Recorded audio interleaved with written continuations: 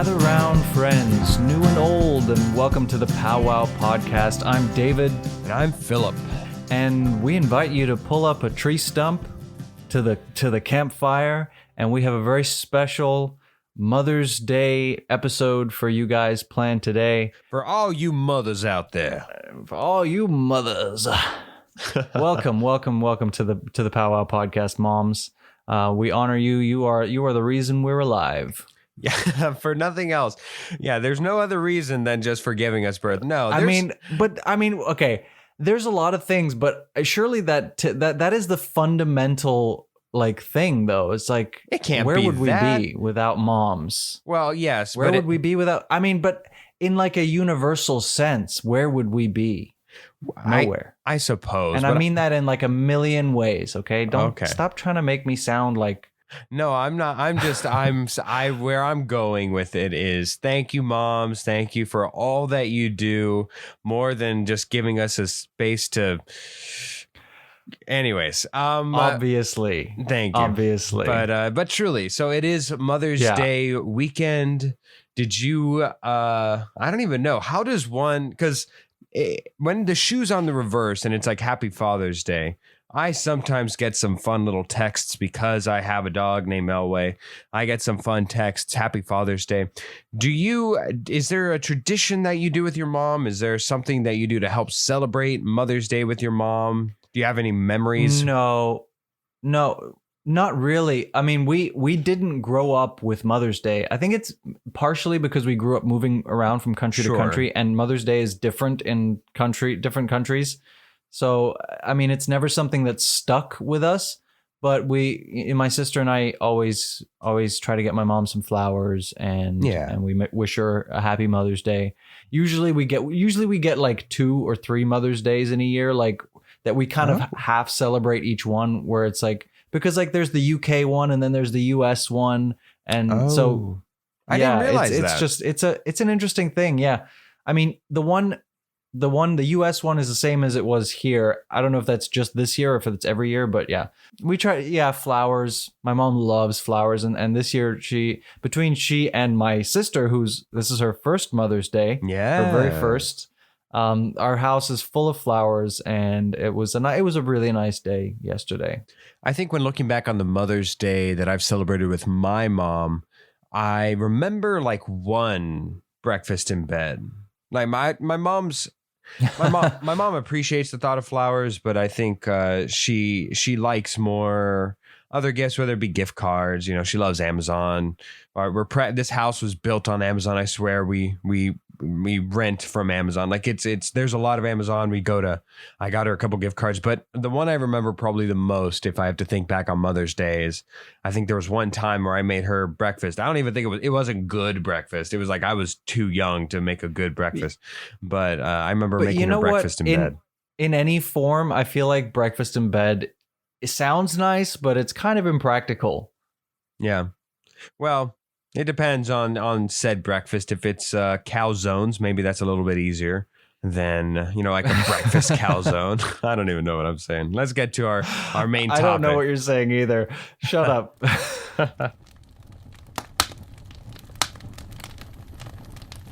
All right, and we move to our main segment of this week's POWWOW podcast by bringing on not just a special guest, a very special guest, somebody who's very near and dear to David Hoffman's heart. That's because she's the one who gave meaning and beat to that heart. It is David Hoffman's mom. David, introduce your mom, if you would. Yeah, hello, listeners. This is going to be the listeners' first taste of the flip-floppy accent.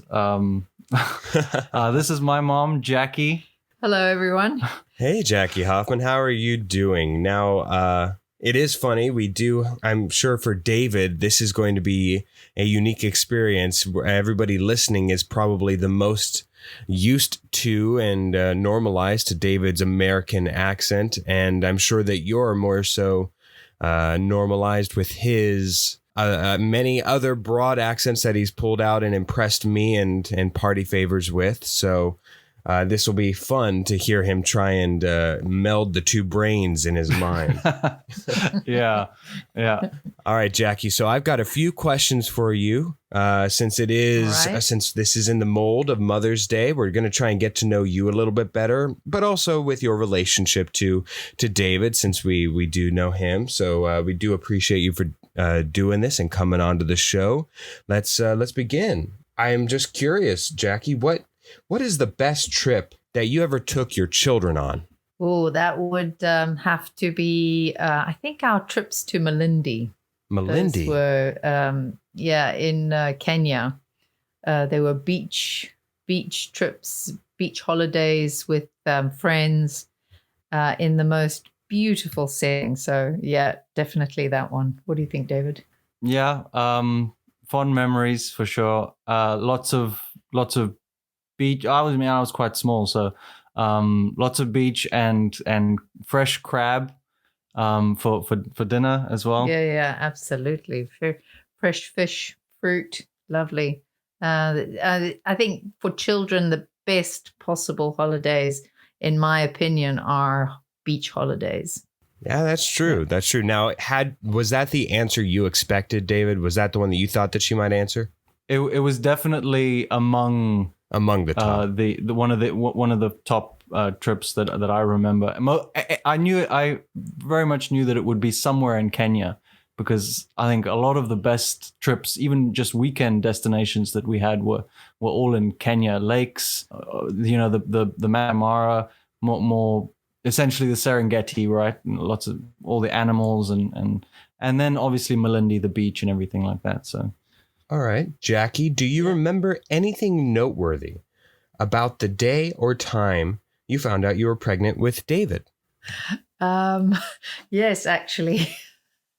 When I suspected I was pregnant with David, I took one of those home pregnancy tests and it was negative. So I took myself off to the hospital and the nurse did a blood test. And she said to me, it's only just positive.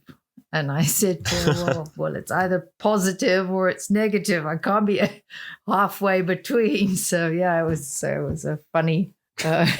She said, yeah, actually, you're right. It's positive. And I've been indecisive ever since. So yes, that maybe explains that. You stole my joke, but yes, all right. Jackie, what advice would you give your younger self at around age 25 that might be useful to your children? That's a difficult one. I think I would say enjoy everything, every moment as they, live your life to the best, get the most out of everything. Don't judge people, be kind. It's one of those airy-fairy cliche, but very true. Yeah. Jackie, this one I'm very excited about personally. I'm very curious about this one. Why did you name David? I mean, I'm sure for now it's appropriate, but was there any reason? Was there any motivation? Maybe a person? No, not really. David was Matthew actually for 3 days. Yes, and so he was Matthew Hoffman for 3 days, and I changed my mind. But it wasn't you who decided that. The way I understand it, it was my dad who had gone around telling everybody that. Yeah, no, I was still in hospital, and I got congratulations on the arrival of Matthew, and I was saying, hang on a second, I thought we were still thinking about this. Sabrina had 3 little friends at kindergarten who were Matthew 1, Matthew 2, and Matthew 3, and I thought, no. My son's not going to go through life being Matthew 4 or Matthew 2. So, no, we decided, and David actually wasn't on our short list of names. So we both liked it. It's a nice, strong name. So David is what you guys landed on. David. Yeah. Yep. Is there a song or album, Jackie, that reminds you of your children? Specifically, David, there's, I think, one he played to death when he was like, 11 years old? I know exactly which song it is now. That one, in fact, it's my ringtone for David. Oh my gosh. Do you happen to remember it? How does it, what's the title? It's Too Late. It's Apologize by One Republic. What? It was my... Oh. You remember, Phil, when we did our music episode and I said that when I was like 11, 12, the Dreaming Out Loud One Republic album was my absolute favorite. And it was that song that sort of helped me discover that. He played it to death. So that was like your emotional outlet song. That was you just wailing from the inside, but through music. Yeah. Is that what you're trying to tell me? Yep. Wow. All right. I was an emotional 11-year-old. Yeah. But if it's not that, then I would say Bryan Adams was something that we all like. Both David and Sabrina and Pete and I really enjoyed. So, it's a family kind of music, if you like. All right, Jackie, I need the inside scoop here. You need to give me some dirt here.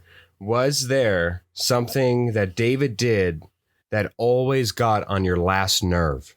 Oh, yeah. David was very particular when he was. No, he was just Jackie. David? He was.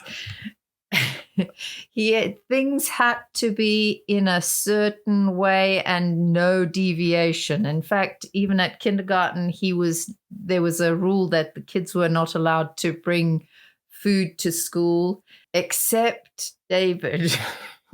And every day he took a slice of banana bread to school and just cut in half, and he shared it with his best friend. And there was just no deviation from that. It was just, this is the way he was very set in his ways. Oh my gosh. Even in kindergarten, no David. comment. Yeah, in kindergarten. Oh, that's hilarious. Last couple here. And wait, I feel like it should be added. The finger painting. Oh yes. I've forgotten about that. No, he refused to finger paint. He said he had to have a paint. Why must I put my fingers in the paint if I can have a paintbrush? You know what? I'm gonna say I'm with all the him. teachers, I have to say, all the teachers loved him, so they indulged him.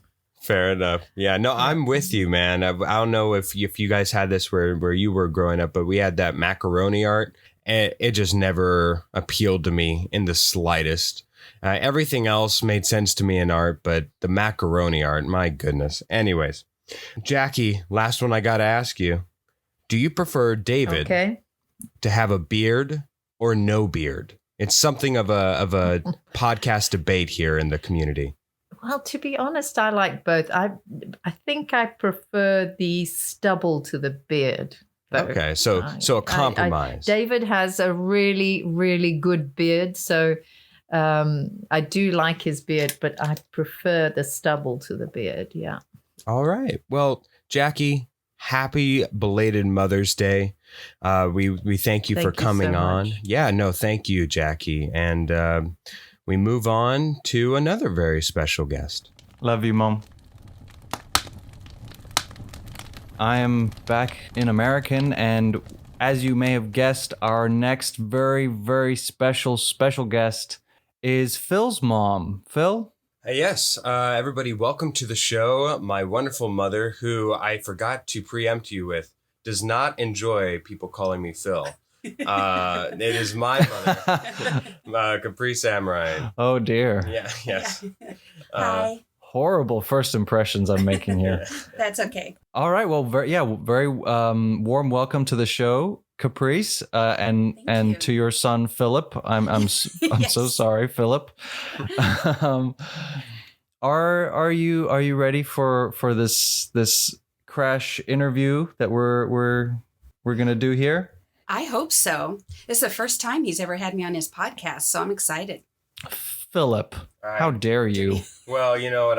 I never thought with my mom that she would really enjoy breaking down all the finite and specific details of the Father or Judas and the Black Messiah. So it was more for her benefit. Well, okay. Well, yeah, we've just got a few questions for you. Some of them relating to your relationship with Philip. Okay. And yeah, let's dive right in. Okay. First of all, what was the best trip that you ever took your children on? Well, the best trip we ever went on was our first one. I was a single mom with Philip, and we went to SeaWorld. And we were sitting there waiting for Shamu. And I explained to Philip that it was a really, really big whale we're going to be seeing this really big whale. And he out loud said, "Mommy, is the whale as big as you?" Oh, everybody thought that was funny except for me. But I really, really enjoyed that vacation because it was just he and I. And it was just a very special time. Was that in Orlando or in San Diego? San Diego. Yeah. Gotcha. Was that the one that you had me on? That makes more sense. Yes, that was the one. I had him on a leash. My mother works for the fire department and had me terrified of children being kidnapped. And so I had him on a leash. And one gentleman so nicely walked by and said, "Oh, is he a rescue?" Yeah, that was that vacation. I like that story. Yeah, we have different memories of fondness on that particular vacation. What made you decide on the wonderful name Philip for your son? Oh, that's easy. He's named after my grandfather. My grandfather was a man of integrity, honesty. He had a fantastic sense of humor and character, and Philip has exceeded him by being his namesake. Absolutely. Couldn't agree more. On the other side of things, our next question, was there something that Philip used to do that would always get on your last nerve? I'm curious which one you're going to pick. It's not whether they're even, it's just a matter of which one. Philip was a fluffy child. He is not now. He's totally muscular and everything, but before he was fluffy when he was growing up. And I was a single mom, so whenever we got out, I just wanted to do the grocery shopping and get home. And we would be at Costco, and he thought he was being cute by hiding from me. And oh no. have his hand in the shape of a gun, and he'd be hiding behind a pillar. Well, the problem was the pillar wasn't as wide as he was. It was a small pillar, but he thought he was hiding because he couldn't see me, so he thought I couldn't see him. So it just used to annoy me because every time he thought it was so funny, and I'd have to be like, "Oh, where's Philip? Where's Philip? Where could he be? Oh, there you are, Philip." You know. Philip, I gotta say, I've never been with you to Costco. Do you still do it? No, I don't still do that. But I will. I thought that the one that you were going to pick was that I'd always, since I have allergies, I'd blow my nose. Oh, yeah. Well, I was being nice. Yeah. That one was. Growing up, I would always leave my tissues everywhere. Around. Yeah. That's where I thought that lovely oh, experience dear. was going. No, I wasn't going to say that. Okay. Well, all right. Let's move on to the next question. Caprice, do you remember anything noteworthy about the day or time that you found out you were pregnant with Philip? I was actually in the hospital, and they came in and said, "Any chance of you being pregnant?" And I said, "No," but because of my age, I was so young, they wanted to give me a pregnancy test. So they did. And then they came back and told me I was pregnant. I was quite shocked. Okay. So you were in the hospital for unrelated reason, and yes. wow, that sure came as a total asthma. Surprise. Yeah. Oh, yeah. Yeah. He was quite the surprise. I'd say I remember this, but I don't. You don't. You do not. No, I don't. Wow, that's like straight out of the movies where it just comes out of nowhere. Wow, that's amazing. Yeah, I I was using measures to not get pregnant, so I was doubly surprised. But yes. A wonderful, wonderful surprise it turned out to be. Oh, Philip, the best you are surprise just of my life. Yes. Next question. Is there a song or album that reminds you of your children? Philip or Beth, I believe, is your other child. Oh, very good. Yeah. Any more, or is it just the two of you? It's me, Beth, Misty, Ben, and We became foster parents this year, so we have a so we have 7-year-old. Cheyenne. Oh, Yes. Yeah, that's fun for that's living amazing. with a Wow. 7-year-old little girl. Well, she's actually quite fun. I know she is. She actually is. Anyways, So is there any song a song or album that reminds you of your children?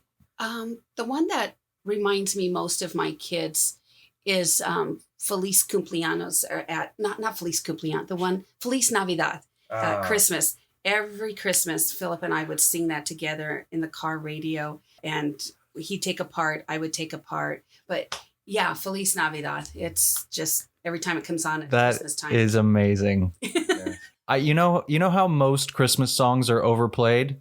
Yeah. I dare say that Feliz Navidad is underplayed. Yes. I think it is the best, Yes, okay. I thought you were the gonna say best of opposite. all Christmas songs. I Nope, know. absolutely not. I love that song. I think it's fantastic. Yeah. That's great. That's the part he would sing. Yeah. Do it again.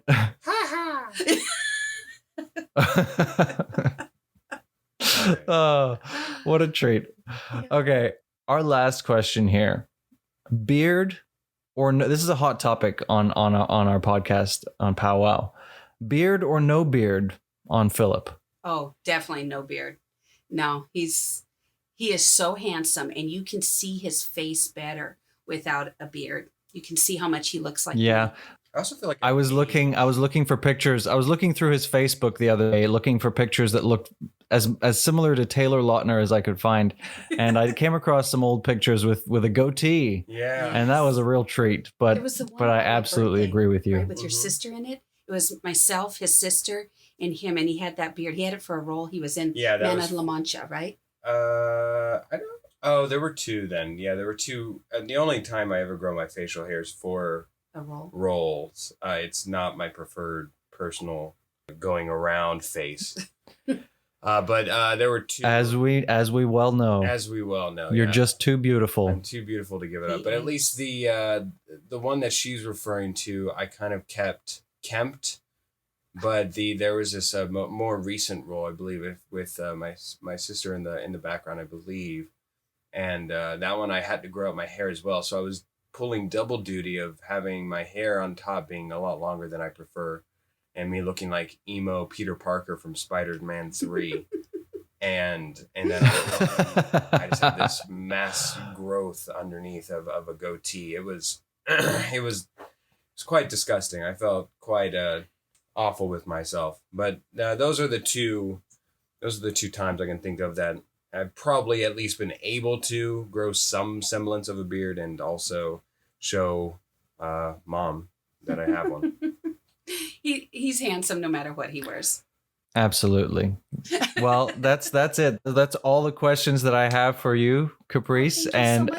it has It's been nice meeting you. absolutely wonderful to meet you too, and it's been a wonderful pleasure having you here. And who knows, maybe next time it'll be a full hour-long interview. I hope so. I have so many stories to tell you about Philip, so you let me know. Yeah, for better or worse. All right, happy Mother's Day, belated Mother's Day, Thank you. and a wonderful day to you. Okay, thank you so much. And we now move on to once more.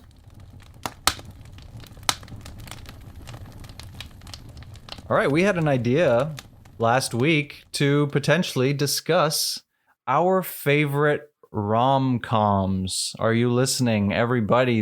This is I feel like this is bigger than I anticipated. I feel like people are going to have strong opinions about this. Yeah, you know what? I think that this one's so emotionally based on what you find.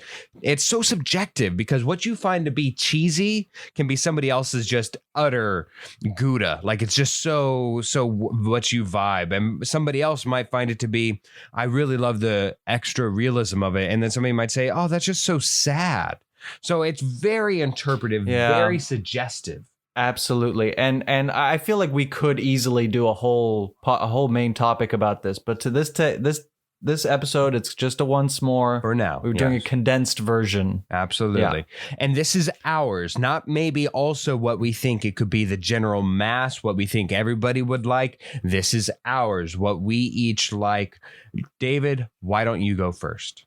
Okay. So when we go back and forth here, is that how this is going to work? I think we should just give our list because I think that we'll have different enough. All right. Okay. Yeah. Yeah. Oh, yeah, I'm sure. Okay. My number 3. Okay. Honorable mention. And I feel like this would be on many people's top 3 is 10 Things I Hate About You. I think that movie is fantastic. That is fantastic. I think it is one of the quintessential rom-coms. And none of my top 3 are really quintessential, but for me, they were better. But 10 Things I Hate About You is one of the ultimate movies. If I may, I think it's aged better than a lot of other films in this category. I think that film in particular has aged rather well than even when it first came out. Your turn. Sure, yeah. Okay, number 3 is The 40-Year-Old Virgin. Not necessarily always seen as a rom-com, but it really is. It fundamentally is a rom-com. And I think it's one of the best comedies ever. Can I tell you something really odd about that film? Go ahead. Speaking of Mother's Day, I saw that film with my mom, my dad, my then baby sister, and grandmother. Because nice. Yes. And the title of the movie didn't tip you off. You know what? My sister, every year we have a tradition during somebody's birthday. We go around and whoever's birthday it is, we watch the film. My sister thought it would just be funny. And I don't know to what extent she knew, but it was about the time where an areola pops out during the speed dating that it really got to be next level embarrassing as opposed to just, oh, this is uncomfortable. Wait, what? Wait, I'm sorry. When what pops out? When a nipple, when an areola, when it that's right. When it just flips out and she's just talking and it's like, oh, this is happening. It's just casual. Yeah. Nobody says anything. That was the most awkward part. That movie is absolutely fantastic. Okay, number 2. I feel like this is the forgotten hero. It's Wanderlust. And it's really only like I just adore Paul Rudd. Like, in fact, Paul Rudd is in all 3 of these movies that I have, except for obviously the honorable mention, 10 Things I Hate About You. But all 3 of my top 3 Paul Rudd features. So, Wanderlust. There's that scene of him talking into the mirror, and then on the bed with I forget her name now, but it's gonna be magically delicious. That's all I have to say. And then, Go if you haven't seen that scene, just look up Paul Rudd mirror scene and you will find it. Now, my number 1 is Forgetting Sarah Marshall. I think I've said it before on the podcast. I love that movie. I think it's great. Paul Rudd is kind of the highlight. He's only got a couple lines in the movie, but he is absolutely the highlight of that movie. And it's got Mila Kunis, who was my teenage crush, celebrity crush, and Jason Segel's awesome, and it's got Russell Brand. Oh yeah. It's hilarious. It's actually funny, and it warms my heart when I watch it. So it's one of my favorite comedies as well. All 3 of those movies I absolutely adore. All 4 of them. A very fair list, a little bit more modern than mine's going to be. But yes, okay. I think I agree with yours. Forgetting Sarah Marshall, I haven't seen the entirety of the film. Anyway, I've seen I think the beginning and the end. I don't know. Gotcha. Mine, I'm going to go first with my number 3, My Big Fat Greek Wedding. I put it at number 3. A lot of people could put that as number 1. I don't know if you've ever seen this one, Hoffman, but this film is the epitome of a great film, an astoundingly hilarious film the first time you watch it. After then, it's really not that funny. It doesn't rewrap or stay. It gets really stale after the first time. But I swear to God, the first time you watch it. My mom and sister would disagree with you fundamentally. They watch it all the time. I do think the one joke that stays true is bunt cake. What's a bunt cake? But anyways. Oh, yeah. Oh, it's a cake. It's a cake. That's what it is. But anyways, I love that film. I don't think it ages well. But anyways, speaking of not aging well, You've Got Mail. It was like right on the precipice of internet dating and everything else. And it's got dial-up and everything else. Barely has cell phones. Doesn't age well.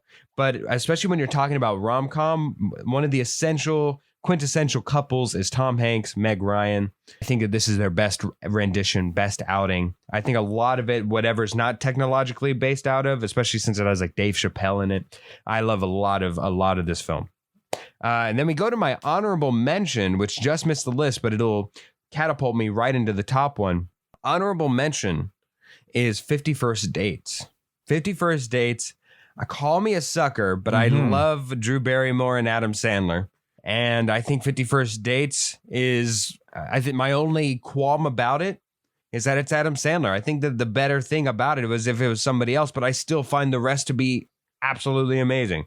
So that's my honorable mention, which brings me into Fair enough, yeah. The Wedding Singer. The Wedding Singer, I think, is one of the best rom-coms of all time, if not the best. That's why it tops my list. For me personally, Interesting. I love the music element of it. I actually think it's one of, if not Adam Sandler's best performances.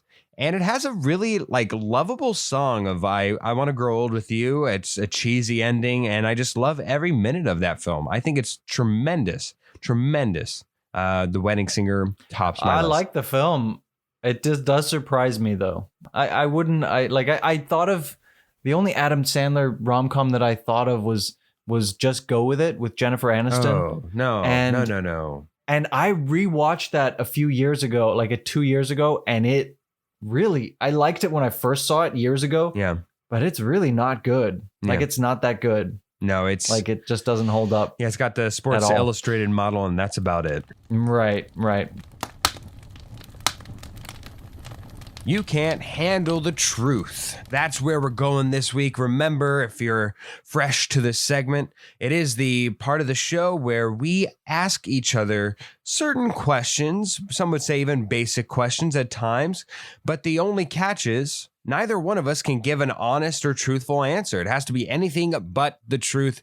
David, if it's all good with you, I will start us off this week by asking you a question. How many times can a person wear the same pair of underwear without washing it?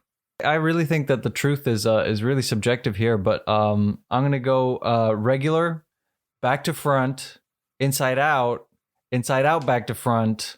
And then I think you can spend a couple days with it like in your pocket. Does that count? Oh, yeah. Okay. In your pocket. I've got a pocket full of dirty drawers is what I got. Phil, what is a way to guarantee that you'll pass your driver's test? My first thought was job, so let me get away from that.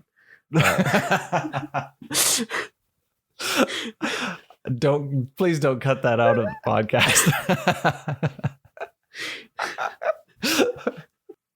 The absolute best way to guarantee that you're going to get and pass your driver's license. Take the week ahead of time. Learn and research is the key to any test, right? So make sure that you go to your local DMV, go in for some innocuous license C, whatever it is for cargo, freight, and what have you. See who are the three main people, because there's always at least a maximum 3 people to assert for every driver's test, and find out all that you can, social security, driver's license, and residency of the 3 people who give out the tests. Next one, assign your next 3 weeks to stalk each and every one of the 3 people. Go through their trash, find out their children's names. So that way, when you get into the car with them, you just pop a few facts and just say, hey, so how's that DiGiorno thick crust about 2 weeks ago? That's so weird. Do you eat DiGiorno? No, but I know you do, Kathy, and so does your son, Larry. Now, do you want to give me this driver's test, or shall we just cut to the chase? Attaboy. That's how you pass your driver's license. All right, we move on to our game, and we are now breaking records. We're coming at you from 3 separate different time zones. We have a very special guest with us. Phil, before we introduce the guest, I want to ask you, do you remember how you and I met? I believe I don't remember it explicitly. No, I just remember I think Samson invited you over for one of our hanging outs, whether it was, I can't imagine it was Smash. I would assume that you went up to our little loft and played some Smash with us for the first time, right? Incorrect. No, the first time we met was over poker, and now I'm going to break the news to you. You have met our special guest. Have I? Over the very same poker table, like 2 weeks after that. This is my very, very close friend Alex from high school. Welcome, Alex. Thank you very much. So have I met Phil then? You guys have met. I had completely forgotten until this moment. But in my defense, that was a very intimidating poker game. Yes. No, we with all the cigars and guards and everything that we had, it was very intimidating. Mainly the speed at which that game moved, I could not keep up. The $10,000 bottle of scotch. Yes. Yeah. Oh, precisely. Phil would have been the guy who knew way too much about poker at that table. So you were the one I was scared of. One of them, I suppose. Yes. I definitely came out of that game poorer than I started. Well, it's nice to meet you again, Alex. I hope that this game is a little less intimidating to you. A couple of housekeeping notes before we get to our actual game. First off, I'll need to explain the game, but before we even get to that point, we are implementing, Alex. I'm very happy that you're here while we discuss this. Me and Hoffman are introducing a new aspect to the show that you'll be part of the inaugural episode on here, Alex. So congratulations. Thank you very much. Yeah, we part are of history.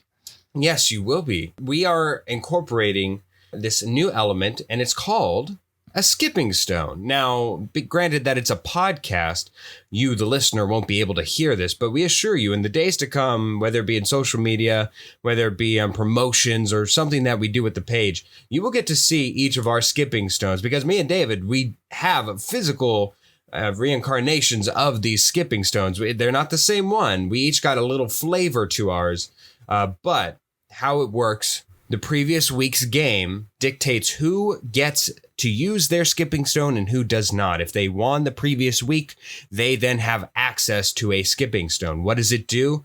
During the middle of the game, you have access to skip one of the questions or prompts that the other might put ahead of you. So if there's something about, I don't know, oak trees that you just don't want to talk about, you have the skipping stone that you can say, you know what? Don't feel like talking about oaken trees this week. Don't know why I would bring that particular genre up, David. But if you just don't want to talk about trees this week, you can invoke your use of skipping stone if you had won the previous week before, and you then get to skip that along with the guest gets to skip it as well. There we go. A new inclusion to the game, to the history. And this week, Phil, you have yours. I did not win last week, so correct. So I do not have mine. So I do not have a skip. Yes, I get to use mine should I want to. I don't have to, but should I want to, I get to use my skipping stone. And very Survivor style. I feel like you'll be wishing yourself off the island soon enough. Oh, well, yeah, no, if we had about 7 more people, we would have people go through crates. We would have people having to suckle on a jellyfish. It gets pretty intense at this podcast on the background for what we're willing to do to get fame and notoriety. So moving forward, the game itself, because I'm sure that's what everybody came here for anyways, not just the fun little tidbits that we got. The game itself, in light of the Mother's Day theme that we got going around here, it's a game I like to call Mother Flippers, where I will, or David will, be putting a prompt out and stating it as fact, i.e., let's see, a spatula is an item used to move boulders. And the next one would be a crane is used to flip over small food items such as hamburger patties. Now, it would be up to both you, the guest, and you, the other host, to determine whether or not those statements are correct or if they need to be flipped. And if you guess correctly, you gain a point. You guess incorrectly, you lose a point. Should we need to, me and David are both prepared with tiebreakers. Alex, do you feel confident that you understand the game as I have described it? I feel confident that I understand the game, but I also feel the prompts will get much harder than your initial example. So I'm not confident in my performance. Well, at least you understand. Hoffman, do you believe that you understand the game as stated? I do. All right. Shall we start with me since it is your guest this week? Sure. Let's do that. All right. First up, the first prompt that I have. Marie Curie, known as the mother of modern physics, was twice a Nobel Prize winner in different fields. Her daughter Irene was also awarded a Nobel Prize, sharing it with her mother. That's prompt number 1. Prompt number 2. Mary, Queen of Scots, was the mother of James I of England, the first Stuart king. Alex, we'll go to you first. Are those statements, and the subject, of course, being Marie Curie and Mary, Queen of Scots, were they in their correct place, or do they need to be flipped? So they were in their correct place. All right. David, were they in their correct place, or do they need to be flipped? They were absolutely in their correct place. And you both get the gimme off of the top. Congratulations. You both start off with a real easy win here, just to help ease along the game. It gets... I was worried there was a trick there, and Mary Queen of Scots had won a Nobel Prize at some point, but the timelines certainly don't line up there. No, they certainly don't. We get harder. Here we go. Again, keeping on with the mother theme. The subject, Mother Jones, was married to one U.S. president and was also the mother of a president. She managed the family's business when her husband was overseas. Next one, Abigail Adams, called, quote, the most dangerous woman in America, end quote. All 4 of her children died in a yellow fever epidemic long before her career as a labor organizer. So we go to you, Hoffman. Mother Jones and Abigail Adams, were they in their correct place, or do they need to be flipped? I'm gonna just Adams maybe makes I know there were, yeah. I'm gonna say flip flop them. Okay, flip flop, mother flipper. Here we go. Next one, Alex. Are you going to follow suit with David and flip flop, or are you saying that they can stand pat? Yeah, no, flip-flop them. Abigail Adams, definitely presidential spouse. And I think the Mother Jones, I know there's a left-leaning sort of online publication called Mother Jones, so that would fit with the sort of labor movement organizing vibe. Ooh, Hoffman, you may have bit off more than you can chew this week, because indeed, you both gained the point, but there was just a tidbit more information there with Alex. Way to go, Alex. All right. Well, it could have been incorrect information, so... Yes. Don't take that to your bank. But for at least the purposes of this game, it is correct. You both are still tied with 2 apiece. Here we go to the third one. Mother, with an exclamation point if that matters. Mother. In this psychological thriller, a very pregnant Francesca travels from Los Angeles to the small town of Dulwich, Minnesota, to meet her late husband's mother, Mrs. Kinsolving, whom she has never met before. Or, You'll Like My Mother. A couple's relationship is tested when uninvited guests arrive at their home, disrupting their tranquil existence. Now, Alex, are these movie titles appropriately slotted, or do they need to be flip-flopped? And I can reread them if you need. I have no clue, and I don't think I'll be helped by rereading them. I know Mother with an exclamation point is on my list of movies. There's a note app note in my phone telling me to watch that movie, but I haven't gotten around to it. I'm going to just completely out on a limb guess that they're in the wrong place and need to be flipped. So he's going with a mother flipper. Hoffman, what say you? I hate to make it sound like I'm strategically trying to win this, but I agree. I think that they should be flipped. I didn't think it sounded quite right there. Have you seen? I haven't seen either movie, so I don't know. I didn't know if you had seen Mother, because the other one is not a movie I'm familiar with, but Mother I saw, and not to spoil it too much for you guys, horrible movie. I swear I hate that movie. It's like top 3. Maybe why I never saw it. Yes. It's going straight off of my notes app list, though. Yes, please save yourself about 5 hours of grief. Anyways, you both are correct. I would not keep you guys in limbo for this long if you both were not correct. 3 for 3. Here we go. Fourth one. Mother Maggie Smith. The nun who initially sent Maria to the Von Trapp family and helped them hide from the Nazis in The Sound of Music. Mother Peggy Wood.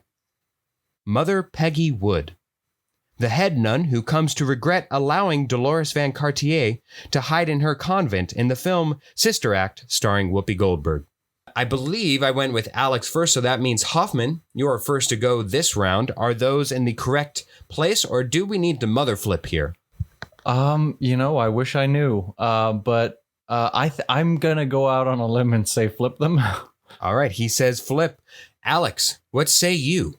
Oh, I am equally stumped, and I should know this because I'm a big musical geek. But Sister Act I haven't seen. And I didn't know that Maria's nun had a name. Maggie Smith is an actress too, isn't she?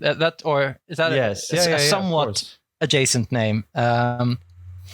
So, David, you flipped them, didn't you? He did. I did.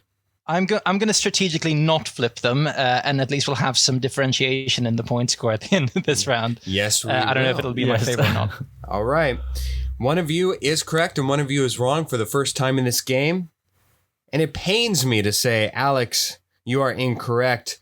It was indeed a flip-flop misuse. So here we go. We will start then with Hoffman on this next game, just so that way Alex has some way to gain back some ground here. A chance. Yes. Fifth and final, continuing our theme of Mother Flipper here. Bonobo. These animals are adult females, which are similar in size to the males, will consistently win in a one-on-one confrontation with males. One of the prevailing features of a bonobo. Or lemurs. These animals showcase that the females help resolve group conflicts. They diffuse tension by using their hands or feet to touch an agitated individual's genitals. Hoffman, which bonobo and lemurs, are they in the correct place? Or do they need to be mother flipped? Yikes! I have no idea. I'm curious. Do you even know what a bonobo is? I do. I'm familiar. I did grow up partially in Africa. Yes. I'm gonna say flip them.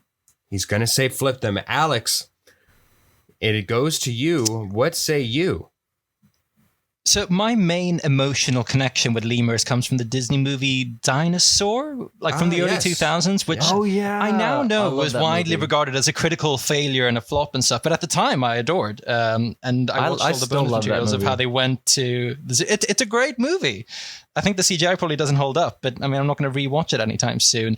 I think the lemurs in that movie aren't, I don't think the female lemurs are any bigger than their male counterparts. So I'm going to guess that the order in which you gave them, Phil, was correct, but I also have no idea. Alex, it was your only shot to tie with Hoffman, but unfortunately you came up just short. Yes. David, you went 5 for 5 in this game. You are the biggest mother flipper out there. Way to go, man.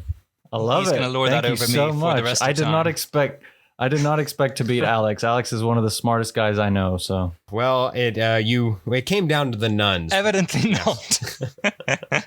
And Alex, shame on you for not seeing Sister Act, even if not the movie, the musical. That's where I hold a lot of shame for you, Alex. But it's okay. You can come back at me here at this next game with David's iteration of the game. Okay, so I am mourning the loss of the one of the seemingly most secure marriages in our time. Bill and Melinda Gates recently announced their divorce, and so my game is all about the Gateses. Okay, keeping up with the Gateses. Not many can, but yes. No, that's true. Jeff Bezos. That's it. Maybe, yeah. All right. Your first 2 prompts are: Bill Gates was born in 1955. Melinda Gates attended Duke University. So where you started, you started with? Alex. Me? You started with Alex. Okay, so we'll start with Alex again. Are those statements correct, Alex, or do I need to flip the Gateses? I reckon they're correct. I know Bill Gates is about the same age as my dad is, and not to give away any ages, but that's around the right ballpark. So I'm gonna stick with the order in which you gave them. And I'm going to say that they are correct as well. I want to say that I've heard that Bill didn't have a whole lot of formal education, but I could be very wrong. You are both correct. Bill Gates attended Harvard, but he did not graduate. So he dropped out. I was wrong, but yet remained right. Way to go. Right, but you were right. You were right. You had the right notion that his formal education was, in a sense, incomplete. Yes. In an official sense, I suppose. Not that anyone's going to hold that against him. Your next question, so you both are 1 for 1. Your next question.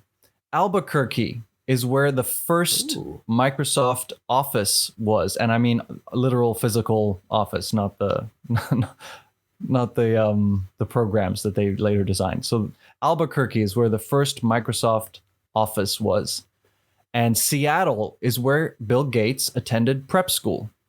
So are those statements correct, or do they need to be flip-flopped? Goes to me first. You know what? I was born in Albuquerque, so I wish that I knew this. It would be nice to know that. I think that those are correct. I'm gonna keep them as they are. I'm going to disagree. Alex? I think there's definitely need to be flipped. I know Microsoft, or at least I'm 90% sure Microsoft's headquartered in Seattle, and I guess that means Bill Gates went to prep school in Albuquerque. Unfortunately, Alex, that's wrong. Phil got it right. The first Microsoft office was in fact in Albuquerque, and Bill Gates is he attended prep school, at least in Seattle. They're not still there though. They're now up in I don't Washington. know. I imagine not. But I don't know. They're pretty global now, so I don't know where their headquarters is. Alex, I wonder if the first corporation out of Albuquerque was just a fancy schmancy name for a garage that he just rented out of Albuquerque. You never know. I mean, fair, and I mean it's. I'm sure Albuquerque has all sorts of advantageous tax laws and proximity to California and the rest of it. And Blake's. I learned something today. Yeah, Blake's Burgers. Lest we forget, it's a very good burger chain. Alex, Don't know if you care about that. I care.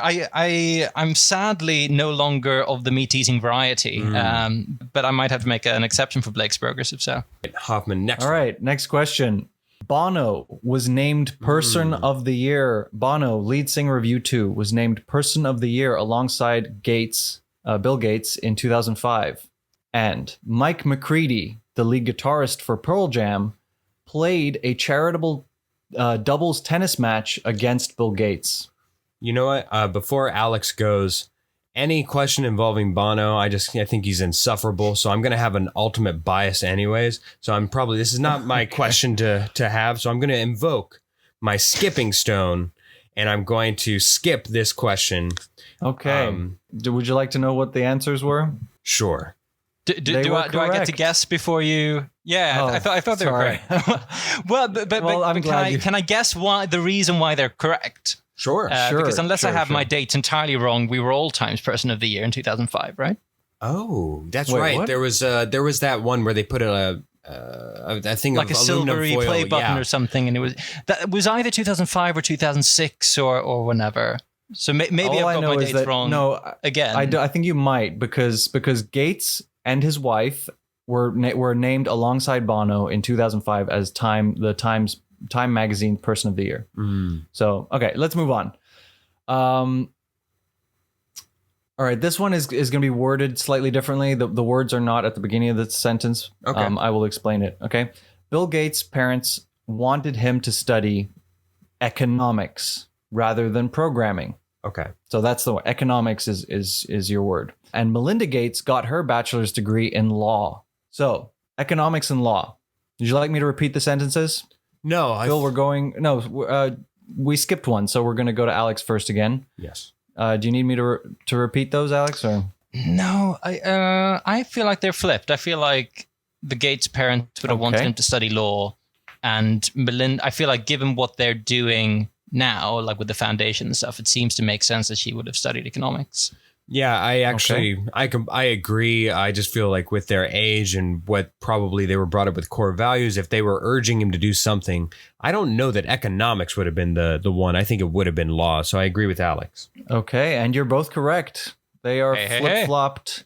Melinda Gates studied economics and computer science, and Bill Gates, they wanted him to study law. And so, Phil, you are 3 for 3. Yes. Alex, you are 2 for 3. So you got 2 questions to make this up, Alex. Melinda Gates' first job was tutoring children in mathematics and computer programming. Oh. Bill Gates' childhood home was damaged by a tornado when they were 7. When he was 7. Or she, if it's flip-flopped. We go to Phil first. Well, what's your heart telling you, Phil?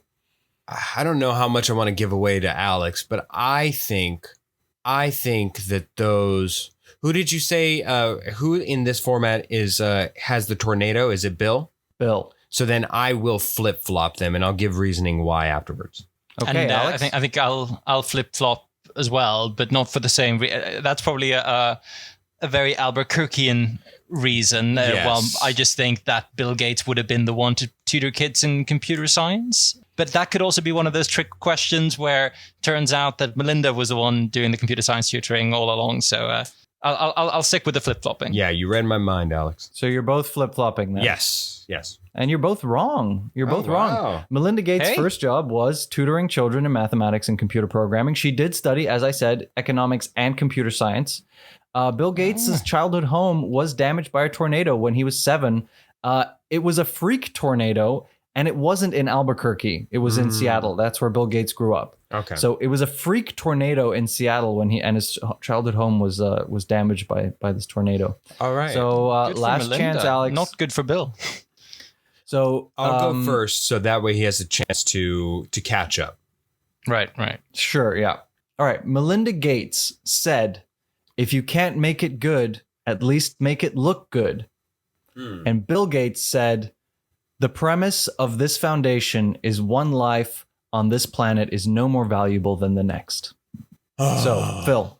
Man, I think that those need to be flipped. I think that Melinda has a more empathetic statement about her and within her that she can say that what the foundation's about more so than Bill. So I'm going to say flip them. Okay, and Alex? I mean, I'm thinking the same thing, and that might be, gender roles playing into it and all of that. And I think, I was very confident in my last couple of answers, and they went entirely wrong. I think I'm going to stick with my gut and flip them. And I feel like the Gates saying in terms of, if you can't make it good, make it look good is very Jobsy and very tech entrepreneur foundery. So it seems to fit. I'm going to go with the flipping, but I'm ready to be proved wrong as well. Well, strategically, that was unwise because you had the only way you could have caught up was to choose a different answer. But you are correct. Both of you are correct. And so, Phil, you do win this week. Congratulations! Yeah, for a bunch of winners. I'm curious. Does anyone want to hazard a guess as to the tiebreaker by guessing Melinda Gates' net worth as of 3 p.m. Central European Summertime on today, the 10th of May? According to Wikipedia. Oh. Anyone? Oh, are we playing closest without going over? Or are we just... Nope, just closest. Just closest? Then I'm going to go with like 1.2 billion. Okay, Alex?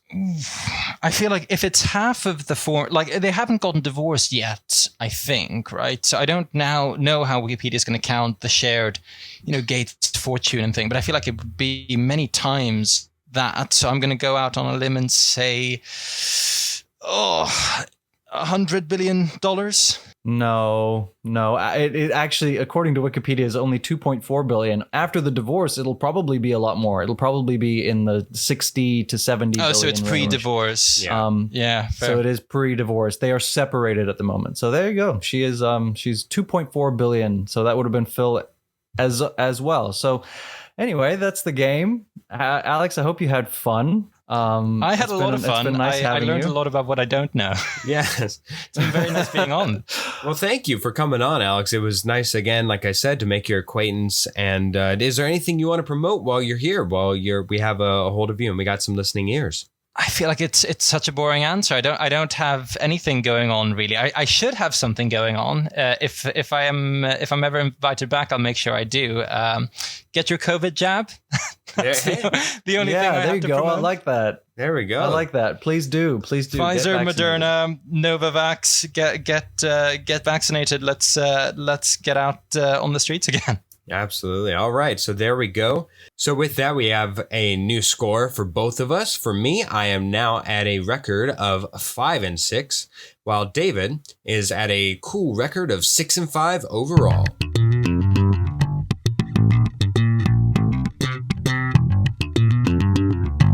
Slap of the bass. Speaking of Paul Rudd and having mentioned him earlier. Oh yeah. Slap of the bass. Yep. Anyways, this is that slap of the bass. Slap of the bass, man. Slap of the bass. Yeah, if you don't know what we're talking about, I Love You, Man. Actually could have been considered in a weird way another rom-com. Yeah, sure. A movie that I have watched with Jake Corlang, who is our that. Yeah, I remember. I think I remember watching that with Jake when we were in high school at some point. All right, that slaps, of course. I'm going to put it alongside with our theme of today's episode, Mother's Day. For all you mothers out there, whenever I think of my mom, I think of Bruno Mars. She loves that man. She thinks he oozes talent, and I can't say I'm that far behind with her on that. I think he is an amazing performer, and he certainly has a strong bass. Anytime I look around and my mom's playing music, it's usually 24 karat magic. But what I'm going to say, my personal favorite of Bruno Mars is Chunky. Chunky by Bruno Mars. That slaps. If you haven't listened to it, go and treat yourself to a little chunk of lung. Is that because you were fluffy when you were growing up, Phil? I do like a little chunk. I do like a little fluffy, and I myself fall into that category from season to season, let's say. Right. This is an interesting one. I don't know why. I think my mom mentioned it. I'm really set in my ways and I do things the way that they should be done and stuff. And I'm really particular about doing that slap should be something from this week that I've seen this week, or listened to this week. And I don't really have a song or anything. I wanted to do something that related to my mom as well. And she has been rewatching 24, which is a show that I watched with her and my dad when I was like 14. Like we binged like the whole thing over a few months, like which is like 8 seasons or something, and then they add a 9th a few years later. And it is very early 2000s, especially the earlier seasons. There's some subject matter that's not necessarily current anymore, like it's about terrorism and all that stuff. But if you want a TV show that is like, it is just the most impressive TV series, I think that one of the most impressive that's ever been made. The logistics that went into making that, just insane. 24 really, and it's a very enjoyable, high intensity, great show, and I would recommend it to anybody. There is a lot as well. If you're looking for something to binge for a while, 24 has 9 seasons. Ooh. And they're long. And this is back in the era where seasons were long, where it's like 24 episodes in each season, except for the 9th one is a half season. But yeah, it's a great show. So 24. All right, thank you guys so much for listening, especially to all the moms out there, and to our mothers, and to obviously my sister who's a new mom. To all the mothers out there, happy Mother's Day. We love you. You are just the greatest. And thank you so much for listening. Don't forget, we are on Spotify, Apple Podcasts, Google, iHeart, not Pandora. Yeah, and thank you, and we'll see you next week. The bears are alive with the sound of children.